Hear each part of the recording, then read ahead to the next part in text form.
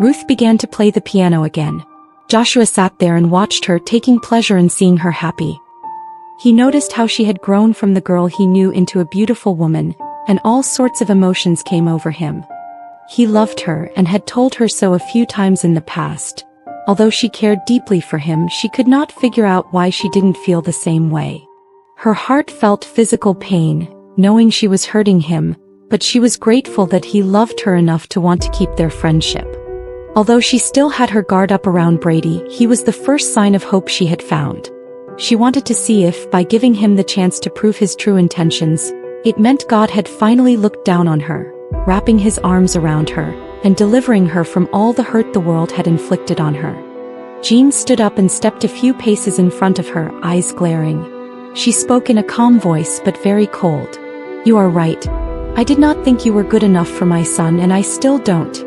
You had the means to help Ernie, but instead you did not work, which caused him to work himself to death and ignore the warning signs of those headaches he used to get."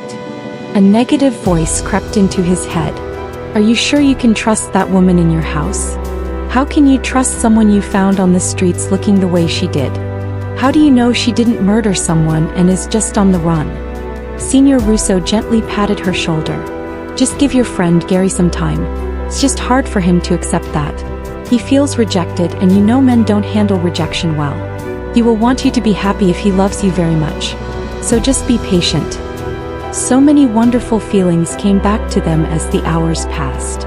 After the sun set, they took a break from swimming and relaxed at the pool's edge. Ruth rested her head on Joshua's shoulder, wrapping her arm around his. Joshua was finally happy having his Ruth back home. She had always known how to make him smile. Their first night out together made them both feel like God was smiling down on them at last. They truly connected. Both had had their shares of bad relationships. After Marco dropped her off and gave her a goodnight kiss on the cheek, Maria went to bed thinking of what the future would be with him in her life. As Joshua walked behind her, he could see that coming back home was still emotional for her. Even though she got past the death of her parents, she had somehow suppressed some of what she felt when they died. "Jean will not risk such embarrassment for either of us, even if she suddenly hates me. She might even appear civil too, but who knows? He might just surprise us both.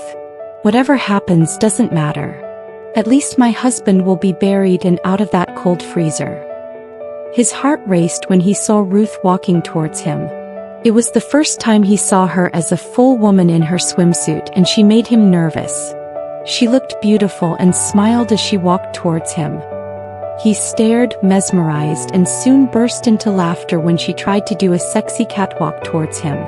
Seeing how she had hurt Gary, Maria did not want to go out anymore. She thought she should go after him and try to make him smile again, but how could she? She walked back to her room, picking up the phone to call Marco and cancel their date.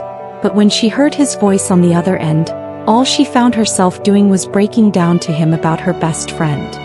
What relationship quotes has touched you deeply? Share in the comments below.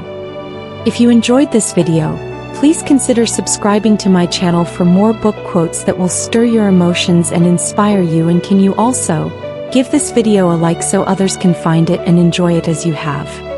The links for all books shared in this video will be listed in the video's description.